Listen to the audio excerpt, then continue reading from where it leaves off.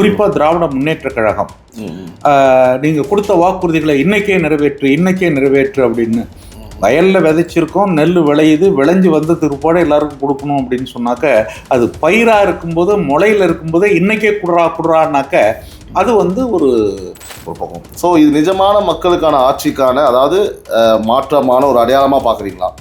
ஓகேங்களா? அப்படி இல்லை அப்படின்னா இல்லை விளம்பர அரசியலாக பார்க்குறீங்களா சார்? ஒரு விளம்பரத்துக்காக பண்ணுறாங்க ஆக்சுவலாக அப்படி இல்லை, எனக்கு தெரியுது. பட் சில பேர் பேசுகிறாங்கல்ல, அது பேசுகிறவங்க நிறைய பேசுகிறாங்க. இந்த கவர்மெண்ட்டை பொறுத்த வரைக்கும் ஆக்சுவலாக இது பீப்புள் ஃப்ரெண்ட்லி கவர்மெண்ட்டு, எளிதாக மக்கள் அணுகக்கூடிய ஒரு அரசு. இது பாரம்பரியம் கொண்ட கட்சிகளிலிருந்து இது வேறுபடுது. அதுதான் அதோடைய அடிப்படையானது. ஏன் அப்படின்னு கேட்டிங்கனாக்கா, அதை நீங்கள் இன்னொரு விதத்தில் சொன்னீங்கன்னாக்கா ஜென்சி பாலிட்டிக்ஸ். ஜென்சி பாலிட்டிக்ஸுடைய கேரக்டர் இந்த கவர்மெண்ட்டில் ரிஃப்ளெக்ட் ஆகுது. அது எப்படி ரிஃப்ளெக்ட் ஆகுது அப்படின்னு சொன்னீங்கன்னாக்க, பிரச்சனைகள் என்றால் உடனுக்குடன் தீர்ப்பது. This video is sponsored by Fast Track, celebrating 25 years of excellence. Download your Fast Track app now. Cresco Cars, leading dealers of Maruti Suzuki. RR Collections, elegance in every thread. Top 4 call drivers, day or night, we drive for you. உறவுகளால் நான், உறவுகளுக்காக நான், உங்கள் CP Naveen. அனைவருக்கும் இனிய மாலை வணக்கம் உறவுகளே. இது டைம்ஸ் ஆஃப் ரிப்பப்ளிக்கின் டைம்ஸ் ஆஃப் நிகழ்ச்சி. இன்று நம்மோடு இணைந்திருக்கும் முக்கிய விருந்தினர் தமிழக வெற்றி கழகத்தின் முதன்மை செய்தி தொடர்பாளர் மதிப்பிற்குரிய ஐயா திரு மகேந்திரன் அவர்கள். ஐயா வணக்கம். வணக்கம். எப்படி இருக்கீங்க? நல்லா இருக்கேன். ஸோ ஃபர்ஸ்ட் இன்டர்வியூ நல்லபடியாக போச்சு, நிறைய பாசிட்டிவ் கமெண்ட்ஸு. ஸோ இப்போ நம்ம ஸ்ட்ரெயிட்டாக கேள்விகளுக்கு போயிடலாம். அதாவது தேர்தலுக்கு முன்னாடி அனைவருக்கும் இலவசம்னு அறிவிக்கிறாங்க காமனாக. ஆனால் அதுக்கப்புறம் பார்த்தீங்கன்னா எலிஜிபிலிட்டி ஃபேக்டர்னு ஒன்று வருது. அதாவது தேர்தல் முடிஞ்சதுக்கப்புறம் ஜெயிச்சதுக்கப்புறம் அறிவித்ததை முழுமையாக கொடுக்காம இது இருந்தால் தான் இது கொடுப்போம், இது இருந்தால் தான் இது பண்ணுவோம்னு சொல்லிட்டு ஒரு எலிஜிபிலிட்டி க்ரைட்டீரியா வருது. ஸோ இது நிஜமான ஒரு நிர்வாக திறமையா, இல்லைனா இதுவும் வழக்கமான ஒரு அரசியல் நகர்வு தானா? மற்ற கட்சிகள் மாதிரி தான் தாவேக்காவுன்ற மாதிரி ஒரு பார்வை இருக்குன்ற மாதிரி மக்கள் இப்போது சில பேர் பேச ஆரம்பிக்கிறாங்க. ஸோ உங்களுடைய பார்வை சொல்லுங்கள். அது ஒரு உண்மையான ஒரு விஷயம் கிடையாது. தாவேக்காவை பொறுத்த வரைக்கும் மக்கள் மேலே ஒரு உண்மையான ஒரு அன்பும், மக்களுக்கு உண்மையான ஒரு சேவை செய்யணுங்கிறதையும், அப்புறம் கொடுத்த வாக்குறுதிகளை நிறைவேற்ற வேண்டும் என்பதிலும் ஒரு ஆழமான ஒரு உறுதிப்பாடு அதில் இருக்குது. ஏன்னா மற்ற கட்சிகளுக்கும் இதுக்கும் ஒரு அடிப்படையான வேறுபாடு என்ன அப்படின்னு கேட்டிங்கனாக்க, மற்ற கட்சிகள் அறிவிப்புகளை தந்தாலும் அந்த அறிவிப்புகளிலிருந்து ஆட்சிக்கு வந்ததற்கு பிறகு அதிலிருந்து எப்படி பணம் எடுக்கலாங்கிறதுல மட்டுமே அவர்களுடைய கவனம் அதிகமாக இருந்தது. அதனால் அவர்கள் வாக்குறுதிகளை கொடுத்தாலும் அந்த வாக்குறுதிகளை முழுமையாக நிறைவேற்ற முடியாமல், கவனம் முழுக்கலாம் அதில் இல்லைல்ல, வேறு இதில் இருக்குல்ல, அதனால் நிறைவேற்ற முடியல. ஆனால் தாவேக்காவை பொறுத்த வரைக்கும் அதனுடைய அமைச்சர்கள், அதனுடைய நிர்வாக அமைப்பு முறைகள், இதெல்லாம் நீங்கள் பார்த்தீங்கன்னாக்க எல்லாம் மக்களுக்காக. அவங்களுடைய மனநிலை எப்படி இருக்குது அப்படின்னு கேட்டிங்கனாக்க, ஜீரோ கரப்ஷன், ஒரு முற்றிலும் கரப்ஷனை அகற்றக்கூடிய ஒரு திசை வழி. இப்போ நீங்கள் கேட்கலாம், முழுசாக ஒழிஞ்சிருச்சா அப்படின்னாக்க, நாங்கள் ஆட்சிக்கு வந்த ஒரு குறிப்பிட்ட காலத்தில் அதனுடைய ஊழல் மிகப்பெரிய அளவில், கற்பனை செய்து பார்க்க முடியாத அளவிற்கு கட்டுப்படுத்தப்பட்டிருக்கு. அதனுடைய அர்த்தம் என்னன்னாக்க 100% நாங்கள் நிறைவேற்றிட்டோம்னு சொல்ல முடியாது. சில குறைபாடுகள் இருக்குது. அந்த குறைபாடுகளையும் ப்ராசஸ் ஆஃப் கரெக்ட், அதை அது குறைபாடுகளிலிருந்து மீட்டெடுப்பதற்கான எல்லா முயற்சிகளையும் செய்யக்கூடிய ஒரு இடமாக அது இருக்குது. அதனால் முதல் பாயிண்ட் என்னன்னாக்க, வாக்குறுதிகளை இந்த அரசு நிறைவேற்றாதாங்கிற கேள்விக்கு கட்டாயம் நிறைவேற்றும். இவங்க சொல்கிறது மாதிரி உடனடியாக இன்றைக்கே இப்பொழுதே நீ நிறைவேற்று அப்படின்னு சொன்னாக்க அது படிப்படியாக தான் செய்ய முடியும். அது எந்த ஒரு உண்மையான அரசுக்கும் உள்ள ஒரு விஷயம். இப்போ தேர்தல் வாக்குறுதிங்கிறது நான் 50 நாளில் செஞ்சிட்றேன், இல்லை ஆட்சிக்கு வந்த உடனே செஞ்சிட்றேன் அப்படிங்கிறதல்ல. ஒரு 5 ஆண்டு கால திட்டத்தில் ப்ரியாரிட்டி பேசிஸில் எது உடனடியாக செய்ய வேண்டும் அப்படிங்கிற அடிப்படையில் படிப்படியாக அதை செஞ்சு வர்றாங்க. செய்வதில் ஒரு பெரிய வெற்றி கழகம் செய்திருக்கிறது என்று தான் என்னால் கூற முடியும். சார், அதே மாதிரி 200 யூனிட் இலவச மின்சார நிபந்தனை பற்றி நம்ம பேசணும் சார். ஃபஸ்ட்டு 200ன்னு சொன்னாங்க. அதுக்கப்புறம் 500 யூனிட் வரை பயன்படுத்துவோருக்கு மட்டுமே அப்படின்னு சொல்லி அங்கேயும் ஒரு எலிஜிபிலிட்டி க்ரைட்டீரியா வச்சுட்டாங்க. ஸோ இந்த கட்டுப்பாடு விதிக்கிறது எந்த வகையில் நியாயம்? இதனால் வந்து பார்த்தா சாதாரண நடுத்தர மக்கள்லாம் வந்து ஏமாற்றம் அடைவாங்களே சார்? ஆக்சுவலாக இதை வந்து நம்ம முதல்ல புரிஞ்சுக்கணும். என்ன புரிஞ்சுக்கணுன்னாக்க, நம்முடைய அரசு துறைகளிலேயே மிகப்பெரிய ஊழலுக்கும் மிகப்பெரிய லஞ்சத்திற்கும் உள்ளான துறை எது என்றால் மின்சார வாரியம்தான். அது நிலக்கரி வாங்கிறதுலேருந்து, சப்ஸ்டேஷன் அமைக்கிறதுலேருந்து, அதில் ஏற்படக்கூடிய சப்பட்டாச்சு, இது எல்லாம் சேர்ந்து மிக கூடுதலான ஒரு நெருக்கடியை கொடுத்துருச்சு. இப்போ ஒரு மாடர்னைசேஷன் கொண்டு வந்திருக்காங்க. அதில் ஒரு மிகப்பெரிய அளவில் மின்துறை அமைச்சர் நிர்மல் அவர்கள், தமிழக வெற்றி கழகத்தினுடைய முதல்வருடைய அந்த எண்ணத்தின் அடிப்படையில் ஒரு மாடர்னைசேஷன் ஒரு பெரிய அளவில் நடக்குது.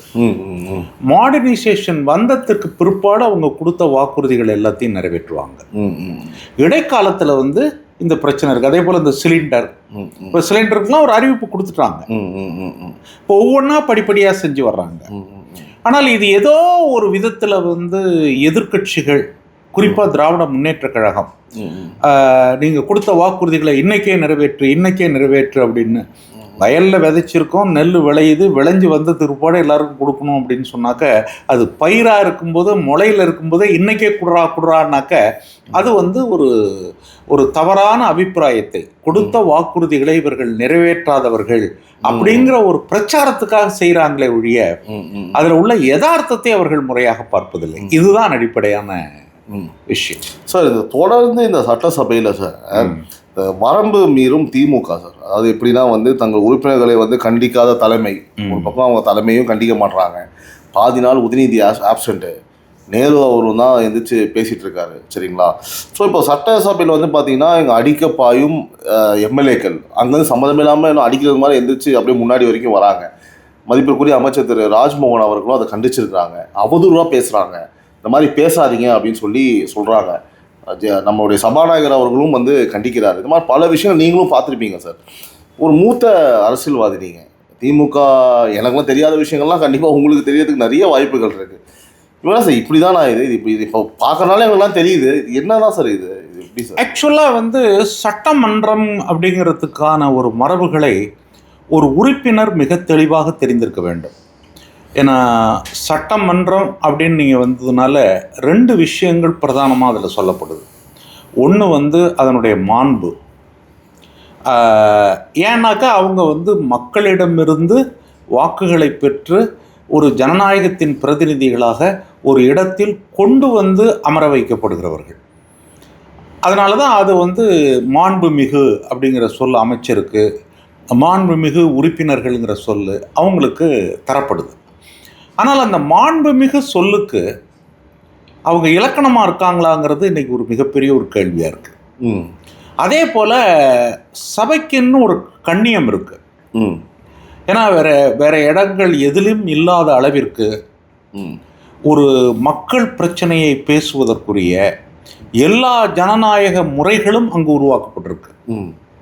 நம்ம சட்டமன்றம் இருக்கு பாருங்க, நம்ம பாராளுமன்ற ஜனநாயக முறை, பார்லிமெண்ட்ரி டெமோக்ராட்டிக் சிஸ்டம், அது பிரிட்டன்லேருந்து வந்தது.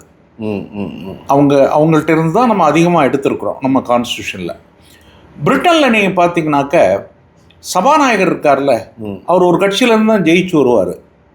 ஜெயிச்சு வந்து சபாநாயகராக இந்த ஆளும் கட்சியால் தேர்வு செய்யப்படுவார். ஆளும் கட்சியில் தேர்வு செய்யப்பட்ட உடனே அவர் அந்த கட்சியிலேருந்து ரிசைன் பண்ணிடுவார். ஏன் அப்படின்னாக்கா அவர் கட்சி சார்பற்றவர், நடுநிலையோடு இருக்கணும். அடுத்த முறை அவர் தேர்தலில் நிற்கலாம், ஆனால் அவர் கட்சி சார்பில் நிற்க மாட்டார். அவரை வந்து நாமினேட்டட் மெம்பராக எலெக்ட் பண்ணிடுவாங்க.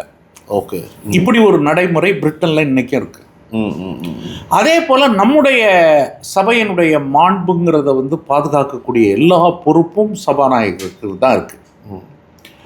இப்போ இருக்கக்கூடிய சபாநாயகர் மாண்புமிகு ஜெய்சிட்டி பிரபாகரன் இல்லாமல் வேற ஒரு ஆள் இப்போ சபாநாயகராக இருந்தால் இவங்க நடத்தக்கூடிய கூத்துக்கு ஒரு மிகப்பெரிய கலவரங்கள் தான் சட்டமன்றத்துக்குள்ளே வந்துடும். உண்மை. அதை ஸ்டாப் பண்ணுறதுக்கு அவர் ஒரு காரணம். ரெண்டாவது விஷயம் வந்து இந்த சபையில் வந்து நான் ரொம்ப முக்கியமாக கவனிப்பதில் வந்து தமிழ்நாட்டினுடைய முதலமைச்சர்கள் பல பேரை நான் கவனிச்சிருக்கேன். அண்ணா காலம் முழுசும் எனக்கு தெரியாது, அப்போ நான் கொஞ்சம் சின்ன பையன்தான். அதுக்கு பிற்பாடு கலைஞர் முதலமைச்சராக இருந்த காலம், அதற்கு பிறகு புரட்சித் தலைவர் எம்ஜிஆர் இருந்த காலம், அப்புறம் வந்து நம்முடைய மாண்புமிகு அம்மா ஜெயலலிதா இருந்த காலம். அப்படியே இப்போ அந்த காலங்களெல்லாம் நீங்கள் வச்சு பார்த்தீங்கன்னாக்க அந்த டெமோக்ரஸி இருக்குல்ல, ஆளுங்கட்சியினுடைய டெமோக்ரஸியில் சபாநாயகர் வந்து முதலமைச்சருடைய முழுமையான கண்ட்ரோலில் தான் இருப்பார். அவருடைய முதலமைச்சரை பார்த்து முதலமைச்சருடைய உணர்வுகளுக்கு ஏற்ப தான் அவர் செயல்படுவார். இது கடந்த காலத்தில் இருந்தது. நான் அது இன்னும் ரொம்ப வெளிப்படையாக சொல்லணும்னா, மரியாதைக்குரிய ஜெயலலிதா அவர்கள் சபையில் தாக்கப்பட்ட போது நடந்த நிகழ்ச்சியெல்லாம் எனக்கு தெரியும். அப்போ சபாநாயகர் என்ன செஞ்சாங்க, இந்த மாதிரியான பிரச்சனைகள் வர்றபோது. ஆனால் இந்த கவர்மெண்ட்டில் ஒரு புதிய விஷயத்தை நான் பார்க்குறேன்.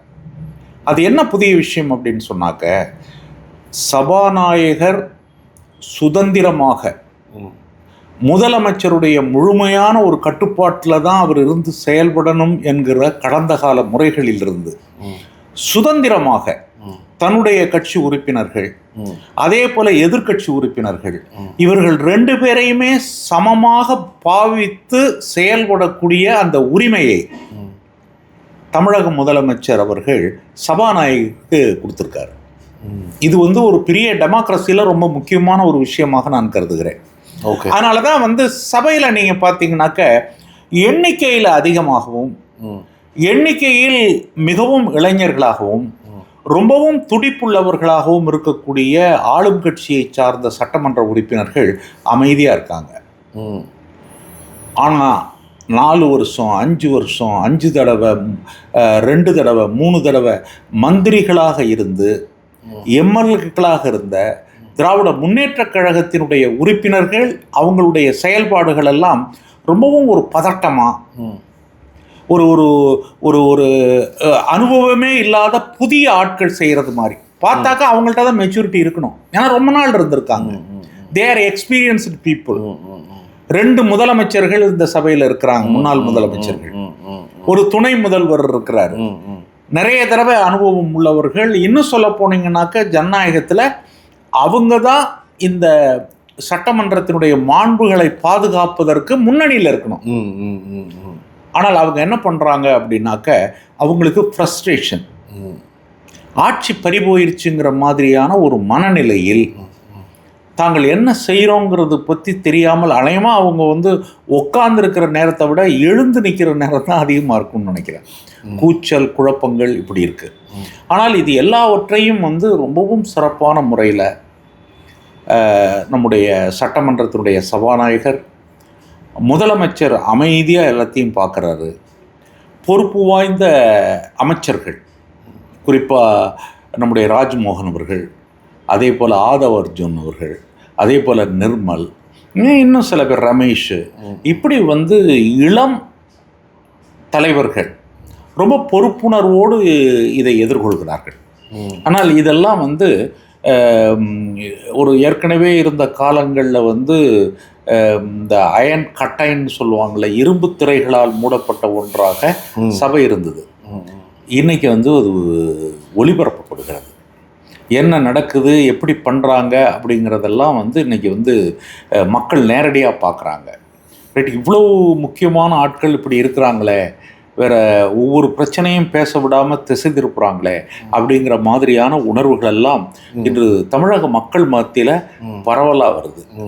இந்த அணுகுமுறை என்பது எதிர்க்கட்சியை பொறுத்தவரையில் சரியல்ல. ஏன்னா ஒரு சட்டமன்றத்துக்கு ஒரு நிமிடம் நடப்பதற்கு 25,000 ரூபா செலவாகுது. ஒரு நாளைக்கு 1 கோடி ரூபாய். இது வந்து சட்டமன்றத்துக்குள்ளே மட்டும்தான். வெளியில் இருக்கிற பாதுகாப்பு, அதுக்குள்ள சப்போர்ட்டிங், அப்புறம் அந்த பில்டிங் இருக்குல்ல, அந்த பில்டிங்க்கு ஒரு வாடகைன்னு நீங்கள் போடுறீங்கன்னாக்கா அதுவும் ஒரு தொகை தானே. இதெல்லாம் கணக்கு பண்ணிங்கன்னா பல கோடி வரும். ஒரு நிமிஷத்துக்கு 25,000. ஆமாம். இது வந்து நம்முடைய சபையினுடைய அந்த முக்கியத்துவத்தை எப்படி வீணடிக்கிறாங்க, சத்தம் போட்டு வீணடிக்கிறாங்க அப்படின்றத கணக்கு போட்டு பார்த்தீங்கன்னாக்க இவர்கள் கேட்கக்கூடிய கேள்விக்கு அதில் விரயமாயிருச்சு இதில் விரயமாயிருச்சுன்னு கேட்குறவங்க மக்களுடைய வரிப்பணத்தை வெறும் சத்தம் போட்டே இவ்வளவு தூரத்துக்கு நம்ம காலி செய்கிறோமே அப்படிங்கிற ஒரு மனசாட்சி வந்து சட்டமன்ற உறுப்பினர்களுக்கு வேணும். எல்லாருக்குமே பொதுவாக. ஆனால் மூத்த உறுப்பினர்கள், எதிர்க்கட்சி உறுப்பினர்கள் அதுக்கு வந்து அவங்களுக்கு கூடுதல் பொறுப்பு இருக்குன்னா எக்ஸ்பீரியன்ஸ் பீப்புள். ஆனால் அதை பற்றி யாருமே நினைக்கிறது இல்லை. சார், அடுத்து முழுமையான பயிர்க்கடன் தள்ளுபடின்னு சொல்லிட்டு திரும்பவும் மீண்டும் 50,000 முதல் 75,000 ரூபாய் வரை மட்டுமே வந்து தள்ளுபடி செய்கிறது. விவசாயிகளுக்கு முழுமையான அந்த கடனை அடைக்க வந்து பார்த்தீங்கன்னா போதுமானதாக இருக்கும்னு நினைக்கிறீங்களா? அவங்களோட மனநிலை எப்படி இருக்கும்? இதை அவங்க ஏற்றுப்பாங்களா, இல்லை ஏதாவது பேக் ஃபயர் ஆகிறதுக்கு வாய்ப்பு இருக்கா சார்? பேக் ஃபயர்லாம் ஆகாது. காரணம் என்ன அப்படின்னாக்க, அறிவிப்பை தந்து விட்டு இது ஏமாத்துகிற கவர்மெண்ட் கிடையாது. இருக்கிற நிதி நிலைமையில் ஒரு கணிசமான பகுதியை விவசாயிகளுக்கு ஒதுக்க வேண்டும் என்பதில் அது ரொம்ப உறுதியாக இருக்குது, படிப்படியாக இருக்குது. இன்னும் நீங்கள் பார்த்தீங்கன்னாக்க எதிர்வரும் காலங்களில் வந்து பணத்தினுடைய தன்மைகள் அதுக்கு வர வர இடைக்காலத்தில் கூட அவங்க வந்து அதுக்கான நிவாரணங்களை கொடுக்க முடியும். அடுத்த பட்ஜெட்டுக்குள்ளே இடைக்காலத்தில் கூட கொடுக்கறதுக்கு வாய்ப்பு இருக்குது. ஏன்னா இந்த கவர்மெண்ட் இப்போ வந்து பார்த்திங்கன்னா இப்போ உடனடியாக கேஸுக்கு பொங்கலில் நாங்கள் வந்து அந்த பணத்தை எல்லாத்தையும் திருப்பி தர்றோம் அதோடைய அப்படிங்கிறத அறிவிச்சிருக்காங்க. அதனால் இது வந்து ஏமாத்துறது அப்படின்றதெல்லாம் இல்லை. ஒரு நெருக்கடியில் இருக்க நடைமையில் படிப்படியாக ப்ரியாரிட்டி பேசிஸில் இது இப்போ இன்னைக்கு செய்கிறோம், நாளைக்கு அது செய்கிறோம், நாளைக்கு அது செய்கிறோம் அப்படிங்கிற முறையில் தான் இந்த கவர்மெண்ட் நடக்குதே ஒழிய இந்த கவர்மெண்ட்டுக்கு கட்டாயம் சொன்ன சொல்லை காப்பாற்ற வேண்டும், கொடுத்த உறுதியை காப்பாற்ற வேண்டும் என்பதில் உறுதி இருக்கு. படிப்படியாக அவர்கள் செய்வார்கள், அவர்கள் ஏமாற்ற மாட்டார்கள். காரணம் என்னன்னா இவர்களுடைய நோக்கம் வந்து இந்த கவர்மெண்ட் பட்ஜெட்டை வைத்து பணம் சேர்க்கணுங்கிறது இல்லை. வர வர அதை மக்களுக்கு தரக்கூடிய ஒரு பெருந்தன்மையும் பெரும் உணர்வும் அதில் இருப்பதனால அது வந்து நிறைவேற்றுவார்கள், கட்டாயம் நிறைவேற்றுவார்கள் அப்படின்னு நம்பலாம் நம்ம. சிறப்பு சார். சார், இந்த தாய்மாமன் தங்கமோர திட்டம் வந்து பார்த்தா ஜோயல் காசு வந்து 1 பைசாவுக்கு வந்து கொடுக்குறாங்கன்னு சொல்லி அது டெண்டர் அவங்க தான் எடுத்திருக்காங்க. L1 அவங்க தான் லீஸ்ட். இது வந்து விஜய் சாரோடைய திறமையினால் வந்த ஒரு டெண்டரா இவ்வளோ லோ காஸ்ட்டுக்கு? இல்லை இதுக்கு வந்து உங்களுடைய பதில் என்ன? பல விமர்சனங்கள் இருக்குது, உங்களோட பார்வை என்ன சார்? அதாவது இதை பொறுத்த வரைக்கும் இந்த தாய்மாமன் தங்க மோதிரம் அப்படிங்கிற ஒரு விஷயம் இருக்கு பாருங்க, அது வந்து ஒரு குடும்பமாக ஒரு உள் உணர்வுகளோடு இணைக்கக்கூடிய ஒரு மிகப்பெரிய ஒரு பாண்டிங், ஒரு எமோஷ்னலான ஒரு திட்டம். ஏன்னு கேட்டிங்கனாக்கா தமிழர்களில் வந்து இந்த தாய் மாமன்கிறது ரொம்ப முக்கியம். இன்றைக்கும் நீங்கள் பார்த்த படங்களில் பார்த்தீங்கன்னாக்க பாசமலர் வந்து உங்களுக்கு மாறாத சித்திரமாக இருக்கும். அதில் வந்து கண்ணதாசன் எழுதின ஒரு பாடல், மண்ணும் கடல்வானும் மறந்து முடிந்தாலும் மறக்க முடியாதடா உறவை பிரிக்க முடியாதடாங்கிற வரிகள். அது மண்ணும் கடல்வானும் கூட மறைஞ்சு போகும், ஆனால் தாய் மாமன் தங்கை அந்த பாசம் பிரிக்க முடியாது. இது வந்து தமிழ் சமூகத்தினுடைய மிக மிக ஆழமான ஒரு விஷயம். அதனால் வந்து அந்த குடும்பங்கள் ஒவ்வொன்றோடும் தான் கலக்க வேண்டும் என்பதற்காக தமிழகத்தினுடைய முதல்வர் ஒரு உணர்வு பூர்வமாக இந்த திட்டத்தை கொண்டு வந்திருக்காரு. Super sir. அப்போ அந்த திட்டத்தை நம்ம செயல்படுத்துகிற போது பார்த்தீங்கன்னாக்க பல கேள்வி கேட்குறாங்க. ஏன்னா இன்னைக்கு மார்க்கெட்டில் பல்வேறு விதமான ஸ்ட்ராட்டஜிஸ் இருக்குது, மார்க்கெட்டிங் ஸ்ட்ராட்டஜி. அந்த மார்க்கெட்டிங் ஸ்ட்ராட்டஜியில் வந்து இவ்வளவு குழந்தைகளுக்கு அந்த மோதிரங்கள் அப்படி கொடுக்கும்போது அதுக்கு வந்து இந்த கம்பெனியினுடைய விளம்பரம், மார்க்கெட்டிங் வேல்யூ, பிராண்டிங் அது ரொம்ப அதிகமான முறையில் போகிறதுக்கு எல்லா வாய்ப்புகளும் இருக்கு. அப்போ இதையெல்லாம் இணைச்சு பார்க்கணும். ஏன்னா நம்ம இது கேள்வி கேட்குற ஆட்கள் ரொம்ப துண்டா ஆழம் இல்லாமல் விஷயங்களை படிக்காமல் ஒரு பாமரத்தனமா ஒரு ஏதோ ஒரு குறையை கண்டுபிடிச்சு பெருசா சொன்னது மாதிரி கேள்வி கேட்கிற விதத்தில் இந்த கேள்வியை அமைத்திருக்கிறார்கள். ஆனால் உண்மையிலே என்ன அப்படின்னு சொன்னாக்க இன்றைய மார்க்கெட் பின்னணியில் அது வருது. மார்க்கெட்டில் அவங்க வந்து இப்போ இந்த மாதிரியான இந்த அவங்க கம்பெனியை வந்து விளம்பரப்படுத்துறதுக்கு பல கோடிகள் அவங்க செலவு செய்யலாம். ஆமாம், அது எதுவுமே இல்லாமல் அது விளம்பரம் ஆகுது. ஆமாம், இப்போ டெண்டர் எடுத்தோடனே ஜோயல் காசுன்றது அது 3 நாளாக தானே பேசிட்டு இருக்கோம். ஆமாம், அப்போ இது ஒரு பெரிய ஒரு ஸ்ட்ராட்டஜி, அவங்க ஸ்ட்ராட்டஜி. ஓகே, அந்த ஸ்ட்ராட்டஜியை மக்களுக்கான ஒரு பயன்பாடாக மாற்றக்கூடிய ஒரு மதிநுட்பம் ஓகே ஓகே, தமிழக அரசுக்கு, தமிழக முதல்வருக்கு இருக்கு. அது பாராட்டப்பட வேண்டிய ஒன்று தானே. அவங்களுக்கும் பெனிஃபிட், இவங்களுக்கும் பெனிஃபிட். அப்படிதான் வந்து இந்த விஷயத்தை சிறப்பு, சூப்பர் சார். Right sir. அடுத்து இந்த பரந்தூர் விமான நிலைய திட்டத்தை வந்து கைவிட்டது சார். இப்போ மாற்று இடம் தேர்வு செய்யப்படும் சிஎம் விஜய் வந்து கைவிட்டாச்சு, ஓகேங்களா? ஸோ இப்போ வந்து பார்த்தீங்கன்னா இது விவசாயிகளுக்கு கிடைச்ச வெற்றியா, இல்லைனா மாநிலத்தின் உள்கட்டமைப்பு வளர்ச்சிக்கு ஏதாவது பின்னடைவா? ஏன்னா ரெண்டு தரப்பில் ஒன்று பேசுகிறாங்க. அங்கங்கே ஏர்போர்ட் வந்துருச்சு, அப்போ எப்போ தாங்க டெவலப் ஆகுறதுன்னு ஒரு தரப்பு பேசுகிறாங்க. ஒரு தரப்பு விவசாயிகள் வந்து ரொம்ப சந்தோஷமாக இருக்காங்க. இதை எப்படி பார்க்கணுன்னே எனக்கு புரியல சார். நான் பரந்தூர் விமான நிலையத்தை பற்றி ரொம்ப ரொம்ப ரொம்ப ரொம்ப வருத்தப்பட்ட ஆள். ஓகே. அந்த போராட்டத்திலலாம் பங்கு பெற்ற ஆள். ஓகே.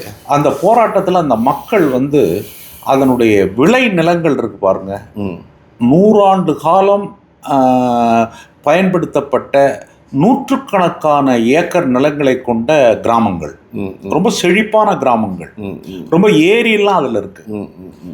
உலகத்தில் எந்த நாட்டிலையும் அந்த மாதிரி இடத்துல விமான தளம் கட்டவே மாட்டான். ஓஹோ, ஓகே. அதுக்கான எந்த விதமான ஒரு அடிப்படைகளும் அதில் இல்லை. அதனால தான் அந்த விவசாயிகள் தொடர்ந்து போராடினாங்க. ஓகே. அந்த போராட்டத்துக்கு வந்து நம்முடைய தமிழ்நாட்டினுடைய முதல்வர் அங்கே நேரடியாக போய் பார்த்தா அவர் அதிகமாக பேசுறதில்ல. தமிழக முதல்வர் பேசுறதில்ல, உங்களுக்கு தெரியும். மற்ற ஒரு ஆள்னா அதை பெருசாக விளம்பரப்படுத்தி அதைப்படுத்தி இதைப்படுத்தி சொல்லுவாங்க. அவர் மனதில் எல்லாவற்றையும் கணக்கு போட்டு வச்சு எதை செய்யணுமோ அதை வந்து உடனடியாக செய்கிறதுங்கிறதுக்கு பாருங்க. நான் அவரை பற்றி எனக்கு வந்து பெரிய மரியாதைகளில் ஒன்று, ஆட்சிக்கு வந்த உடனே அதுக்கு முந்தி பரந்தூர் மக்களுக்கு கொடுத்த அந்த வாக்குறுதியை உடனடியாக நிறைவேற்றினார் பாருங்க. அதுக்காக வேண்டிய பல முறை தமிழகத்தினுடைய முதல்வரை நாம் பாராட்ட வேண்டும். நான் வந்து ஒரு பொதுவான அரசியல்வாதிங்கிற முறையில் அதை நான் தெரிவிக்கிறேன். ஆனால் இதற்கு முன்பு இப்படிப்பட்ட இயற்கை வளங்கள் அல்லது விவசாயம் அல்லது விளைநிலங்கள் பாதிக்கப்படுகிற போராட்டங்கள் எத்தனையோ நாங்கள் நடத்தியிருக்கிறோம். எதுலேயுமே முடிவு வந்தது கிடையாது. நீங்கள் ஹைட்ரோ கார்பன் போராட்டம் 4 வருஷம் 5 வருஷம் படாத பாடுபட்டு அவங்க கையெழுத்தெல்லாம் போட்டு அதுக்கு பிற்பாடு விவசாயிகள் நடந்து பல போராட்டங்களுக்கு பிறகுதான் தமிழக அரசு வாபஸ் வாங்கினது. 5 வருஷம் தேவை. அதே போல் வந்து நீங்கள் பார்க்குற போது வந்து இந்த எரிவாயு பல இடங்களில் எடுத்தது. ஓகே. நெடுவாசல்ங்கிற ஒரு கிராமத்தில் அதுக்காக விவசாயிகள் தொடர்ந்து பல முறைகள் போராடி அந்த போராட்டங்களுடைய கடைசியில் ரொம்ப நாள் கழித்து தான் வந்து அதை அவங்க வந்தெல்லாம் நிறுத்த முடிஞ்சது. யாருமே எதிர்பார்க்கறதுக்குள்ள, கண் மூடி கண் திறக்கிறதுக்குள்ள இந்த பரந்தூர் விமான நிலையத்தினுடைய அந்த இதை அவங்க நிறுத்தினாங்கிறது தான் இந்த அரசாங்கத்தினுடைய சூழல் இயல்வாதிகள், சுற்றுச்சூழல் ஆர்வம் உள்ளவர்கள் உலகம் முழுவதும் இருக்கக்கூடிய பாராட்டக்கூடிய ஒரு பெரிய விஷயமா அது கருதப்படுது. ஏன்னா அது அன்ஃபிட். ஏன்னா அதுக்கு சொல்லக்கூடிய காரணங்கள் எதுவும் ஏற்புடையதில்லை. அப்புறம் ஏன் சார் திமுக அதை பண்ணவே இல்லை? திராவிட முன்னேற்ற கழகத்தில் அதை பற்றி பலருக்கும் சந்தேகம் இருக்கிறது. என்ன அப்படின்னு கேட்டிங்கனாக்க, அதை ஒட்டி இருக்கக்கூடிய நிலங்கள் பெரிய அளவில் விலைக்கு வாங்கி அது ரியல் எஸ்டேட் மூலம் பரந்தூர் விமான நிலையம் வந்தால் அதில் வந்து பல கோடிகள், பல 1000 கோடிகள் திரட்டக்கூடிய ஒரு பெரிய பிளானுக்கும் பரந்தூர் விமான நிலையத்திற்கும் சம்பந்தம் இருக்கு. மதிப்புரிய அமைச்சர் ஆதவன் அதை பேசியிருக்காரு. இல்லை, அது வந்து அப்பவே நடந்தது. அப்போ வந்து பத்திரிகைகள் பெரிய இது வந்து தாவேக்காவுக்கும் அல்லது வந்து திமுகவும் நடக்கிற விஷயம்னு பார்க்க நினைக்காதீங்க. இந்திய அளவில் உலக அளவில் இருக்கக்கூடிய சுற்றுச்சூழல் ஆர்வலர்களுக்கும் அன்றைய கார்ப்பரேட் ஆதரவாளர்களுக்கும் இடையில் நடந்த ஒரு பெரிய விவாதம் இருக்கு. நம்ம பூவுலகின் நண்பர்கள்னு ஒரு அமைப்பு இருக்காங்க, அவங்களுக்கு ஒரு கட்சியும் கிடையாது. அவங்க பரந்தூர் விமான நிலையம் வந்து ஏன் வேணாங்கிறதுக்காக 100 காரணங்களை கொண்ட புத்தகங்கள் போட்டிருக்காங்க. இப்போ என்ன விஷயம் வருது அப்படின்னு கேட்டிங்கனாக்க, விமான நிலையங்கள் வந்து இவங்க சொல்லக்கூடிய இந்த காரணங்கள் இருக்கு பாருங்க, இந்த காரணங்கள் வந்து ஒரு இடத்துல கொண்டு வந்து டம்ப் பண்ண வேண்டிய அவசியம் இல்லை. தமிழ்நாட்டிலே பல இடங்கள்ல ஆரம்பிக்கலாம், ஸ்பிளிட் பண்ணலாம். நீங்க புரியுது. நீங்க வந்து இன்னைக்கு இருக்கக்கூடிய வேர்ல்டு ஸ்ட்ராட்டஜியே என்ன அப்படின்னு கேட்டீங்கன்னாக்க, ஒரு இடத்துல வைக்கணும்னு அவசியம் இல்லை. இன்னும் நீங்கள் பார்த்தீங்கன்னாக்கா நம்முடைய சென்னை ஏர்போர்ட் இருக்கு பாருங்கள், அதை சுற்றி இருக்கக்கூடிய இடங்களெல்லாம் நீங்கள் கணக்கு போட்டிங்கன்னா பரந்தூரில் இருக்கிறத விட ரொம்ப கூடுதலான முறையில் விரிவாக்கம் செய்யக்கூடிய விளைநிலங்கள் பாதிக்காமல் சுற்றுச்சூழல் எதுவும் ஏற்படாமல் விரிவாக்கக்கூடிய வாய்ப்புகள் அங்கே இருக்குது. ஓகே, அதை செய்யலாம். ஏன்னா அது ஆல்ரெடி இன்ஃப்ராஸ்ட்ரக்சர் அங்கே இருக்கு. புதுசாக நீங்கள் செய்ய வேண்டிய அவசியம் இல்லை, இணைப்பு கொடுக்க வேண்டிய அவசியம் இல்லை, எல்லாம் அங்கே இருக்கு. ஆனால் அதை விட்டுட்டு நீங்கள் ஏன் இங்கே செய்யணும் அப்படின்னு பார்க்கும்போது அதில் தான் மக்களுக்கு சந்தேகம் வருது. ஆனால் மிகப்பெரிய ஒரு கடுப்பில் இருப்பாங்க சார், நீங்கள் சொல்கிறது உண்மையாக இருக்கும் பட்சத்தில். இல்லை, ஒரு அது ஏன் பதறாங்க அப்படின்னாக்க பெரிய அளவில் அதில் வந்து இன்வெஸ்ட்மெண்ட் பண்ணி அதில் ஏற்படக்கூடிய பல விஷயங்கள் இருக்குது. அப்போ ஒரு பாயிண்ட் தெளிவாகுது பாருங்க, வளர்ச்சியோ அல்லது வந்து நாட்டுடைய பொருளாதாரமோ முக்கியம் இல்லை, ரியல் எஸ்டேட் பிஸ்னஸ் முக்கியம். அதனால எது அழிஞ்சா என்ன, எது போனா என்ன, தாய் செத்தா என்ன, தகப்பன் செத்தா என்ன, அதை பற்றி கவலை இல்லை, எனக்கு பணம் மட்டும்தான். எந்த மீடியாவும் போக முடியல சார், பறந்துருக்குள்ள போனாலே வந்து அரெஸ்ட்டு, அவன் மேலே கேஸு, போன ஆட்சியில் நிறைய பேர் அப்படிப்பட்ட ஒரு நிலைமை இருந்து அதை மாற்றிய அந்த முறை இருக்கு பாருங்க. இன்னைக்கு நான் மீடியாக்கள் மற்றதில் கூட கேட்குறேன், மனசாட்சி இருக்குமானால் பரந்தூர் விமான நிலையம் அங்கே வேணாங்கிறத தடுத்து நான் கொண்டு வர மாட்டேங்கிறத கையெழுத்து போட்டதுக்காக விஜயை, நம்முடைய தமிழகத்தினுடைய முதல்வர் தளபதி விஜய் அவர்களை இன்னைக்கு ஜனநாயக பூர்வமாக நம்முடைய ஊடகங்கள் கொண்டாடலாம். இவங்களும் சேர்ந்து என்ன பண்ணுறாங்க அப்படின்னாக்க புது புது கேள்விகளை கேட்டு வளர்ச்சி பாதிக்கப்படுகிறது. என்ன வளர்ச்சி பாதிக்கப்படுது? இதெல்லாம் ஒரு சரியான விளக்கங்களே கிடையாது. Right sir. சார், விவசாயிகள் கண்ணீரை ஆனந்த கண்ணீராக மாற்றின ஒரே நம்பிக்கை நம்மளுடைய முதலமைச்சர் தான் சொல்கிறாங்க சார் ஒரு பக்கம். ஸோ இது நிஜமான மக்களுக்கான ஆட்சிக்கான, அதாவது மாற்றமான ஒரு அடையாளமாக பார்க்குறீங்களா?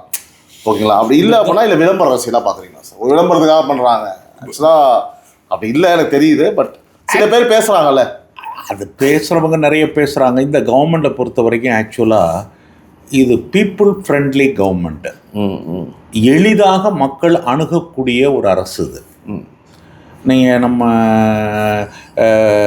எம்சி ராஜா ஹாஸ்டலில் பையங்களுக்கு வந்து இந்த பிரச்சனைகள் இருக்கணும், நேராக போயிட்டார் ஹாஸ்பிட்டலில் போனார். அதே போல் நீங்கள் பார்த்தீங்கன்னாக்க பெரிய விழாக்கள் பெரிய இடங்களுக்கு அவர் போகிறது கிடையாது. எஸ், நீங்கள் செலிப்ரிட்டியாக இருக்கிற இடத்துல தன்னுடைய முகத்தை காட்டி பண்ணக்கூடிய பல வாய்ப்புகளை வந்து உருவாக்க முடியும். உருவாக்குறதுக்கான சான்ஸ் ஒரு முதலமைச்சருங்கிற முறையில் அவருக்கு இருக்குது. ஆனால் போகிறதில்ல, நிறைய பார்த்துட்டார்ல சார். அதில் வந்து மற்ற அமைச்சர்கள் மற்றவங்க எல்லாருக்கும் கூட்டம் இங்கேருந்து அனுப்பி நீங்கள் போயிட்டு வாங்க அப்படிங்கிற முறைகளை தான் செய்கிறாரே ஒழிய இவர் போகிறதில்ல. அப்போ வந்து இது வரும்போது இந்த அரசு விவசாயிகளோடும் எளிய மக்களோடும் அதுக்கு இருக்கக்கூடிய உறவுகளை அது வலுப்படுத்தி இன்னும் ரொம்ப கூடுதலான முறையில் எல்லாத்தையும் செய்வதற்குரிய வாய்ப்புகள் இருக்குது. பட்ஜெட்லேயே அது இருக்குது, வேளாண் பட்ஜெட்டில், மற்ற விஷயங்களில் இதெல்லாம் இருக்குது. அதில் வந்து ஒரு தொலைநோக்கு பார்வை இருப்பதை என்னால் பார்க்க முடியும். ஒரு குறுகிய பார்வை இல்லை. இன்னைக்கு இந்த ஒரு இப்போ ஓட்டுக்காக மட்டுமே அப்படிங்கிறது இருக்கு பாருங்க. அரசு சார்ந்த திட்டங்கள் எல்லாம் வெறும் ஓட்டை மையமாக கொண்ட ஒன்று. இன்னும் என்னுடைய கான்செப்டே என்ன அப்படின்னு கேட்டிங்கனாக்க, இந்தியாவினுடைய அடிப்படை வந்து குடிமக்கள், அவங்களுக்கு தான் எல்லா ரைட்டும் இருக்குது. அதனால தான் கான்ஸ்டியூஷனில் நீங்கள் பார்த்தீங்கன்னாக்கா அதனுடைய முதல் வரியே வி பீப்புள் ஆஃப் இந்தியா. இந்த அரசு மக்களுடைய அரசு, மக்களுக்கான அரசு, மக்களால் செயல்படுத்த வேண்டிய அரசு. பீப்புள் தான் sovereignty power of the country. இந்த அதிகபட்ச உரிமையை கொண்டவர்கள் மக்கள்.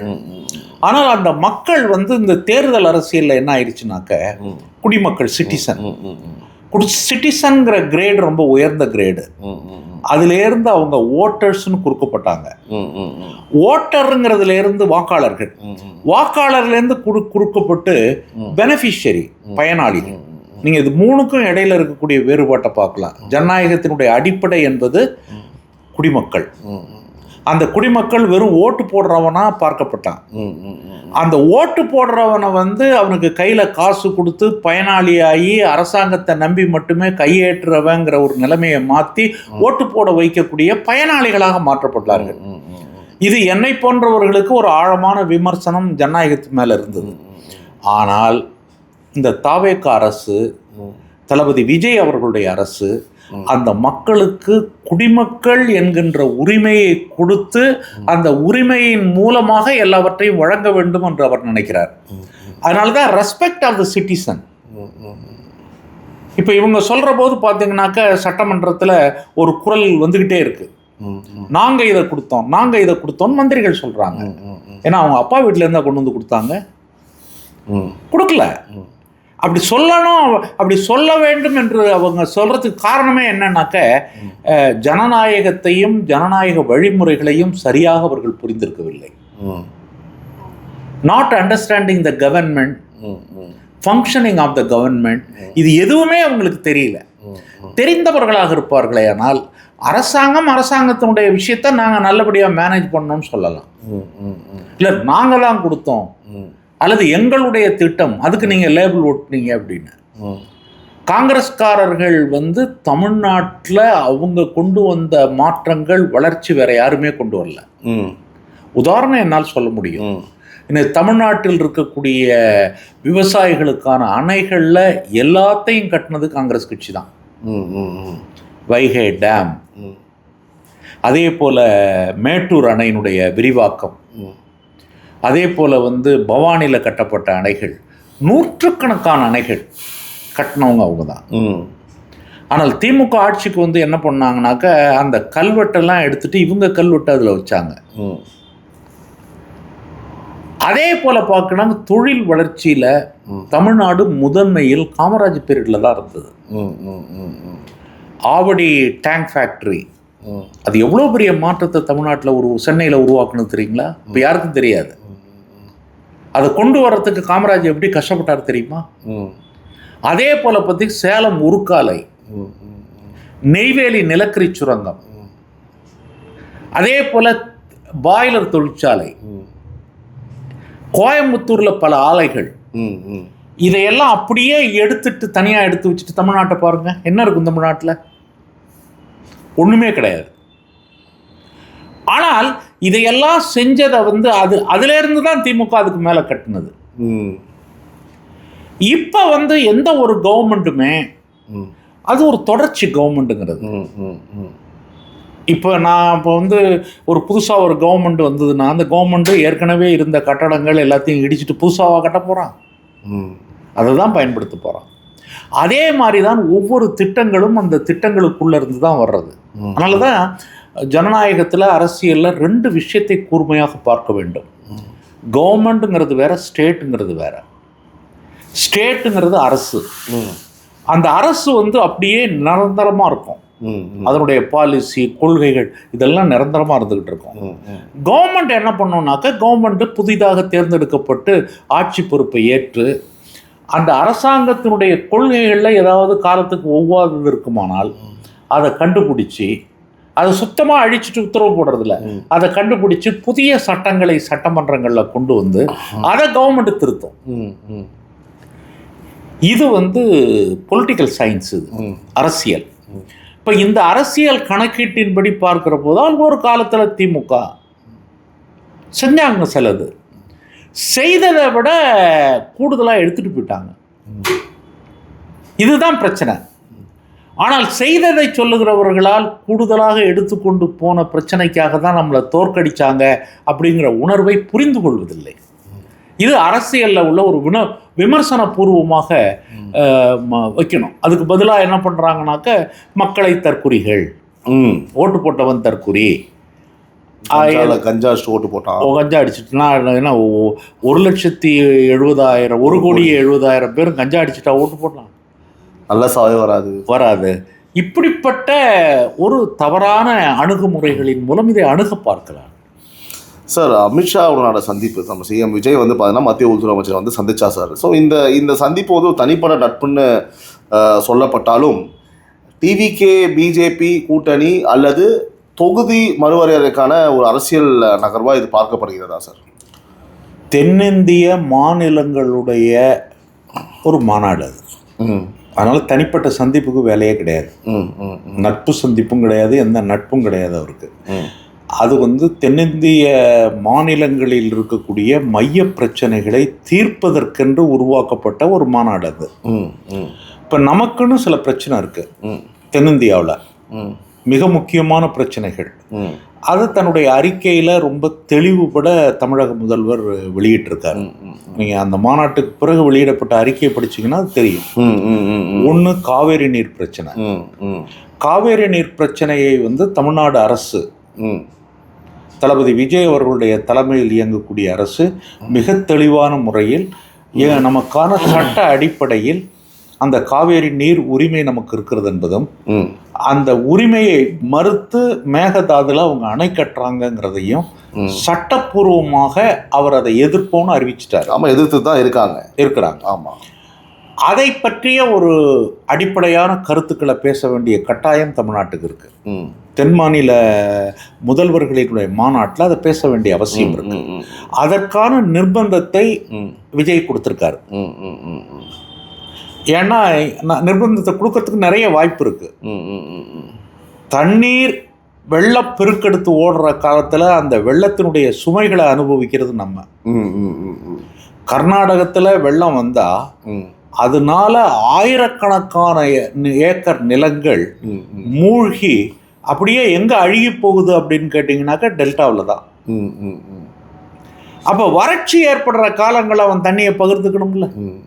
வெள்ளச்சுமையை நாம் சுமக்கின்ற போது வறட்சி காலத்தில் அவன்கிட்ட கூடுதலாக இருக்கிற தண்ணீரை சட்டப்படி நம்மளோட பகிர்ந்துக்கணும்ல. இல்லை நான் அதை படமாட்டேன் அப்படின்னு சொல்லிட்டு பெரிய பெரிய கார்பரேட் கம்பெனிகளையும் அதையும் இதையும் புதுசாக கட்டி அதுக்கு இந்த காவேரி தண்ணீரை எடுத்துகிட்டு போகிறதுக்கு மேகதாதுல அணை கட்டுறாங்க அப்படின்னு சொன்னாக்க அது வந்து விவசாயத்திற்கு இருக்கக்கூடிய காலங்காலமாக இருக்கக்கூடிய தண்ணீரை தவறாக பயன்படுத்துவது. அதுதான் நம்முடைய அரசாங்கத்தினுடைய நிலைப்பாடு. அதான் அங்க பேசுறாரு. அதே போல மற்றொரு மிக முக்கியமான ஒரு பிரச்சனை என்பது போதை பிரச்சனை. நம்ம தமிழ்நாட்டில் இருக்கக்கூடிய போதை நடமாட்டத்தை விட கூடுதலாக அண்டை மாநிலங்கள்ல இருந்து தான் இங்க வருது. கடல் வழியா வருது, பல வழிகளில் வர்றாங்க. இப்போ போதை ஒழிப்பு அல்லது வந்து போதையால் தமிழக இளைஞர்கள் பாதிக்கப்படுவதிலிருந்து அவங்கள காப்பாற்ற வேண்டும் என்று சொன்னால் ஒரு தென்னிந்தியாவினுடைய எல்லையோர நெட்வொர்க் ஒன்று தேவைப்படுது. அதை கரெக்டாக வச்சிருக்காரு. அதனால வந்து என்ன இருந்தாலும் சரி, work on the basic issues, அடிப்படையான பிரச்சனைகள் அடிப்படையில் தான் இந்த கவர்மெண்ட்டு நடக்குதுங்கிறதுக்கு அமித்ஷா உள்துறை மந்திரிங்கிற முறையில் வர்றாரு. தென்னிந்திய முதலமைச்சர்களுடைய மாநாட்டில் மிகச்சரியான முறையில் அதில் பங்கெடுத்து ஆரவாரம் இல்லாமல், இதே வேறொரு முதல் மந்திரியாக இருந்திருந்தா எத்தனை கட் அவுட்டு, எத்தனை போஸ்ட், துணைத் தலைவர் பதவி வேற கொடுத்தாங்க அந்த மாநாட்டுக்கு. அது எல்லாவற்றையும் எவ்வளவு ஒரு ஜூப்ளியன் கொண்டாட்டம், அது புகழ்தல், பாராட்டுதல், போகுதல், வருதல் அப்படின்னு மாற்றிருப்பாங்க. அது எதுவும் இல்லாமல் ரெண்டு முக்கியமான விஷயங்களை வித்தவுட் எனி காம்ப்ரமைஸ், எந்த சமரசமும் இல்லை, காவேரி நீர் பிரச்சனையில் கிடையாது, அதே போல் போதை ஒழிப்பில் கிடையாது, அதுக்கு வந்து இந்த மாநிலங்களுடைய ஒற்றுமை வேண்டும் அப்படிங்கிறதுல வந்து அதுக்காக தான் இந்த மாநாட்டில் கலந்துக்கிட்டார். அதை வந்து ஏதோ ஒரு தனி சந்திப்பு அல்லது கூட்டணி அல்லது ஏ டீம் பி டீம்னு சொல்கிறதெல்லாம் அறியாமையின் வெளிப்பாடு. Right sir. ஸோ திராவிட கட்சிகளுக்கு மாற்றாக வந்த தமிழக வெற்றி கழகம் நம்முடைய ஆட்சிக்கு வந்துட்டாங்க சார். ஆனால் பழைய கட்சிகள் மாதிரியே இந்த நிபந்தனைகளோடு வந்து பார்த்தீங்கன்னா திட்டங்களை செயல்படுத்துவது ஏன் சார்? நான் 2-3 சொல்லிட்டேன் உங்களுக்கு காமனாக இந்த கொஸ்டின். ஆனால் என்ன விஷயம் அப்படின்னு கேட்டிங்கனாக்க, திராவிட கட்சிகள்ல இருந்து இல்லை, ட்ரெடிஷ்னல் பார்ட்டி, பாரம்பரியம் கொண்ட கட்சிகளிலிருந்து இது வேறுபடுது. அதுதான் அதோடைய அடிப்படையானது. ஏன் அப்படின்னு கேட்டிங்கனாக்கா, அதை வந்து நீங்கள் வந்து இன்னொரு விதத்தில் சொன்னீங்கன்னாக்கா ஜென்சி பாலிட்டிக்ஸ். ஜென்சி பாலிட்டிக்ஸுடைய கேரக்டர் வந்து இந்த கவர்மெண்ட்டில் ரிஃப்ளெக்ட் ஆகுது. அது எப்படி ரிஃப்ளெக்ட் ஆகுது அப்படின்னு சொன்னீங்கன்னாக்க, பிரச்சனைகள் என்றால் உடனுக்குடன் தீர்ப்பது, அதான் ஜென்சி. இங்கே மட்டும் இல்லை, உலகத்தில் எல்லா நாடுகள்லையும் அவன் என்ன சொல்கிறான்னா, நீ பாட்டுக்கு ஒரு பிரச்சனையை தீர்க்கறதுக்கு ரொம்ப காலத்தை இழுத்துக்கிட்டு போகாத, அங்கே விவாதிச்சு இங்கே விவாதிச்சு அதெல்லாம் செய்யாத, என்ன பாசிபிலிட்டிஸ் இருக்கோ அந்த பாசிபிலிட்டிஸை வச்சு உடனடியாக பிரச்சனையை சால்வ் பண்ணு. டெமோக்ரஸியுடைய வீக்னஸே என்ன அப்படின்னு சொன்னாக்க, பிரச்சனைகளை தீர்க்காமல் அரசியலுக்காக அதை இழுத்துக்கிட்டே போறது. புரியுது சார். மொழி பிரச்சனையா, எந்த பிரச்சனை, காவேரி நீர் பிரச்சனையா, எதை எடுத்தாலும் உடனடி தீர்வு என்பதை விட அவரவர்களுடைய அரசியல் நலனுக்காக இந்த ப்ராப்ளம் இருந்தால் தான் வந்து நம்மளால அரசியல் நடத்த முடியுங்கிறதுக்காக அந்த பிரச்சனையை அப்படியே வச்சுக்கிறது. நீங்கள் உதாரணத்துக்கு பார்த்தீங்கன்னாக்க இலங்கை தமிழருடைய பிரச்சனையினுடைய வரலாற்றை நீங்கள் எடுத்து பார்த்தீங்கன்னாக்க அது ஒவ்வொருத்தருக்கும் ஒரு விதமான ஒரு உள்நாட்டுக்கு பயன்படுத்தக்கூடிய ஒன்றா பயன்படுத்தப்பட்டது. அது மாதிரி இருக்கக்கூடாது என்பது தான் இன்று வந்து உலகம் முழுவதும் இருக்கக்கூடிய இளைஞர்கள் ஜென்சி பாலிடிக்ஸ் உடைய பேஸா அவங்க அறிவிக்கிறாங்க. நேபாளத்துல தான் அறிவிச்சிருக்காங்க, இலங்கையில தான் அறிவிச்சிருக்காங்க, எல்லா இடங்கள்லையும் அறிவிச்சிருக்காங்க. இப்ப தமிழ்நாட்டில் இருக்கக்கூடிய ட்ரெடிஷனல் பார்ட்டியிலிருந்து முற்றிலும் வேறுபட்ட ஒரு கட்சியாக தாவேகா இருக்கு. இந்த தாவேகா கட்சியினுடைய கேரக்டரே என்னன்னு கேட்டீங்கன்னா ஜென்சி கேரக்டர். இளைஞர்களுடைய உணர்வு, இளைஞர்களுடையது, அதனுடைய துடிப்பு, விரைந்து சென்று செயலாற்றுவது, அப்புறம் பழம்பெருமைகளை பேசிக்கிட்டு இருக்கிறது இல்லை. எங்கள் தாத்தா காலத்தில் நான் ஒரு யானை வச்சுருந்தேன், ஆனால் எங்களுக்கு சொந்தமாக இருந்தது. இப்போ என் பொழப்பு என்னன்னா அந்த யானையை எடுத்து யானையை கொண்டு போய் வீடு வீடாக பிச்சை எடுக்கிறது தான் என் பொழப்பு அப்படிங்கிறது இல்லை. இது முற்றிலும் மாறுபட்ட வேறுபட்ட ஒரு எல்லையை நோக்கி இது போகுது. அப்போ இது புது கேரக்டர். அதனால் இந்த புது கேரக்டருக்கு ஏற்ப அவர்களுடைய ஒவ்வொரு செயல்பாடுகளும், எந்த செயல்பாட்டை நீங்கள் எடுத்தாலும் எல்லாமே ரிசல்ட் ஓரியன்டாக தான் இருக்கும். ரிசல்ட் ஓரியன்ட் இல்லாத இந்த 100 நாளில் நீங்கள் பார்த்தீங்கன்னாக்க எந்த திட்டங்கள் நிறைவேற்றப்பட்டிருக்கிறதோ அந்த திட்டங்கள் எல்லாம் பயனுள்ள திட்டங்களாக, ஒரு தொலைநோக்கு பயனுள்ள திட்டங்களாகத்தான் அது வகுத்திருக்கிறார்கள். அது இவர்களுடைய ஒரு சிறந்த ஒரு முயற்சியாக நான் பார்க்குறேன். இதுக்கு காரணம் வந்து இவங்களுடைய கேரக்டர். இந்த அரசினுடைய குணாம்சம் என்பது இளமை பொருந்தியதாக இருக்கிறது, விரைந்து செயல்படுவதாக இருக்கிறது, தன்னை முதன்மைப்படுத்திக்கிட்டு டாம்பிகப்படுத்தணுங்கிறதுக்கான தன்மைகள் எதுவும் இல்லை.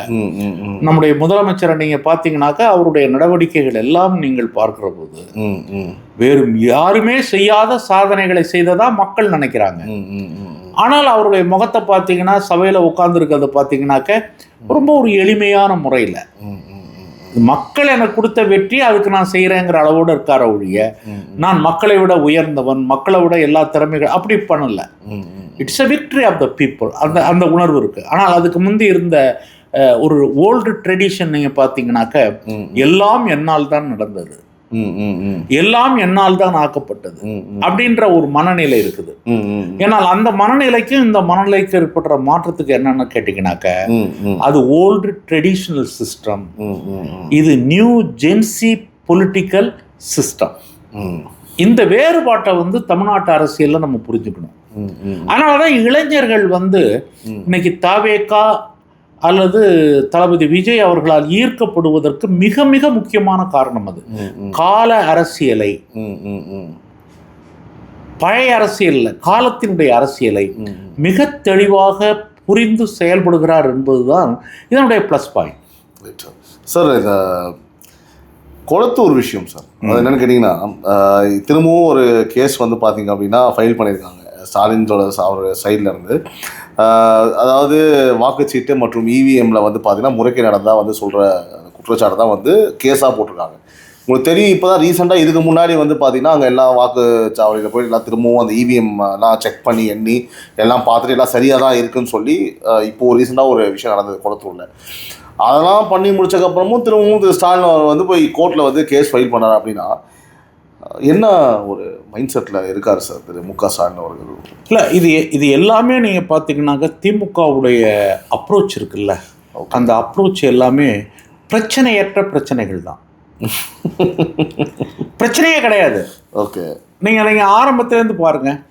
அதாவது வந்து இந்த அரசு சார்ந்த விஷயங்கள் அதை எதுக்கலாம், தப்பு கிடையாது, எதிர்கட்சினா எதுக்கணும். பொருளாதார நிலைமைகளில் என்னென்ன தவறுகள் இருக்கிறது, பட்ஜெட்ல என்னது இருக்குது, நீங்க இந்த திட்டத்தை வச்சிருக்கீங்க, இந்த திட்டம் வேணாம், நான் ஒரு புது திட்டத்தை நான் கொண்டு வர்றேன், அந்த அடிப்படையில் நீங்கள் விவாதங்களை வைக்கலாம்.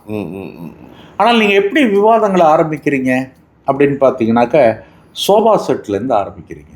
ம், ம், ம், ம். இவர் சோபா கொடுத்து அவரை விலைக்கு வாங்கிட்டாரு, ம், ம், ம். குதிரை பேரம் பண்ணி வாங்கிட்டாரு. ம், ம். நீங்கள் எல்லாமே பார்த்தீங்கன்னாக்கா நான் இஷ்யூஸ். ம், ம், ம். இது ஒரு பிரச்சனை இல்லை. ம். ஒரு கவர்மெண்ட் கவர்னிங்கில் ஒரு ஆட்சியை நடத்தி கொண்டு போகிறதுல அது ஒரு எதிர்க்கட்சியினுடைய செயல்பாட்டில் இது பிரச்சனை இல்லை. ம், ம், ம். இவங்க என்ன கொண்டு வர்றாங்க, இவங்க மனநிலையில் இருக்கிறது என்னன்னாக்க, குளத்தூர் தொகுதியில் திராவிட முன்னேற்ற கழகமோ அல்லது மேனாள் முதல்வர் ஸ்டாலின் தோத்ததுக்கு காரணமே ம். அங்கு நடந்த தில்லுமுள்ளு தான் காரணம் அப்படின்னு சொல்ல வர்றாங்க. ம். ஆமாம் சார். அதுதான் காரணம் என்றால் தமிழ்நாடு முழுக்கும் பணம் கொடுக்காம காசு கொடுக்காம பிரச்சாரம் பண்ணாமல் இவ்வளோ பேர் எப்படி ஜெயிச்சாங்க? நீங்களே எப்படி மற்ற தொகுதியில் ஜெயிச்சிங்க? அப்போ என்ன இருக்குது அப்படின்னாக்க, இது ஒரு பொது அரசியல் என்பதை புரிந்து கொள்ளாமல் இந்த வெற்றியை, எந்த வெற்றியாக இருந்தாலும் மக்கள் வெற்றியை நீங்கள் மனப்பூர்வமாக ஏற்றுக்கணும். அதை ஏற்றுக்காம இவிஎம்மில் மிஸ்டேக் ஆகிப்போச்சு, அங்கே மிஸ்டேக் ஆகிப்போச்சு அப்படின்னாக்க ஒரு நான் இஷ்யூ இருக்கிற பிரச்சனைகளை திசை திருப்புவதற்கென்று. இது வந்து தமிழக தேர்தல் அமைப்பின் வெளிப்படைத்தன்மையை வந்து கேள்விக்குறியாகுமா சார்? இந்த ஆக்காது ஆக்காது சான்ஸே இல்லை.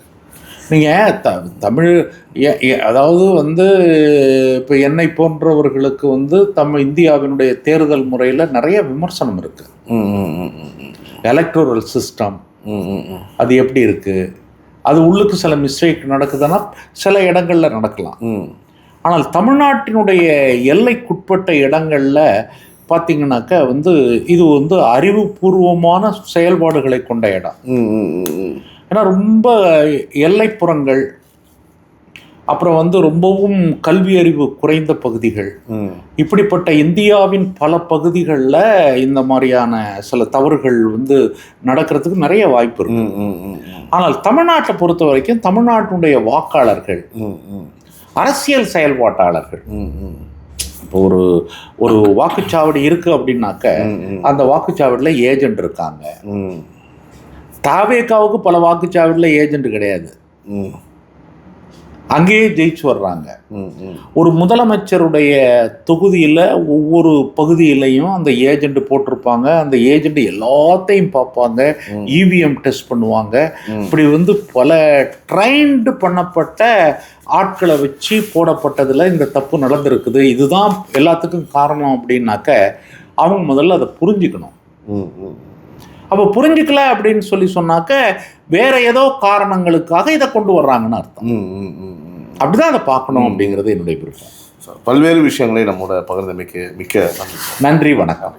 This video is sponsored by Fast Track, celebrating 25 years of excellence. Download your Fast Track app now. Cresco Cars, leading dealers of Maruti Suzuki. RR Collections, elegance in every thread. Top 4 call drivers, day or night, we drive for you.